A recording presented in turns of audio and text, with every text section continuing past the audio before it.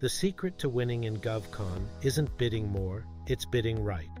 How do I know if a government contracting opportunity is actually worth pursuing?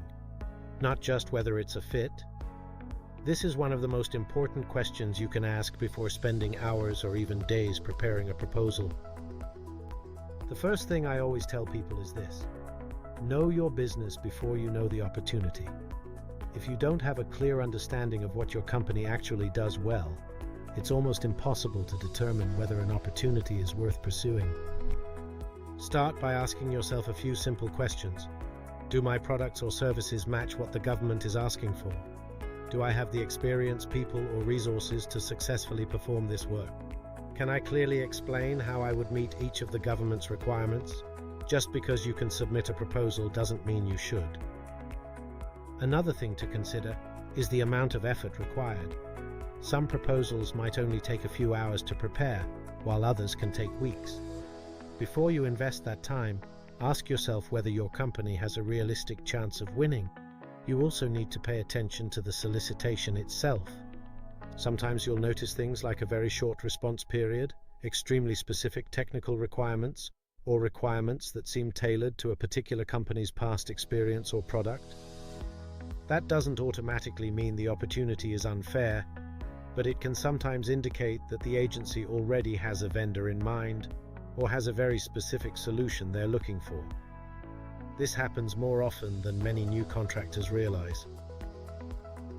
For federal contracts, opportunities over certain dollar thresholds are generally required to be publicly posted on sam.gov to ensure competition and transparency. Even when a solicitation is publicly posted, however, there's no guarantee that every vendor has an equal chance of winning. The government may already know of an incumbent contractor that has been performing the work for years, or another company may have unique past performance that gives them a competitive advantage. That doesn't mean you should avoid those opportunities. Instead, you should evaluate them realistically. I usually look at several factors before deciding to pursue an opportunity. First, does this align with my company's capabilities? Do I have relevant past performance that I can point to? Can I meet all of the mandatory requirements? Do I have enough time to prepare a quality proposal before the deadline? Is the contract size appropriate for my business? Does this opportunity help me build relationships or past performance, even if my chances of winning aren't the highest? Sometimes the answer is yes, because it's an excellent fit.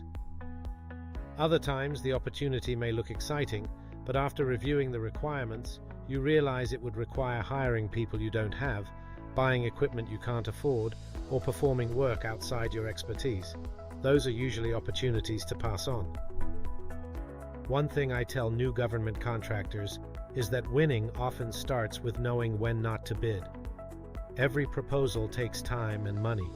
If you're constantly chasing opportunities that aren't a good fit, you're taking time away from the opportunities where you actually have a strong chance of winning.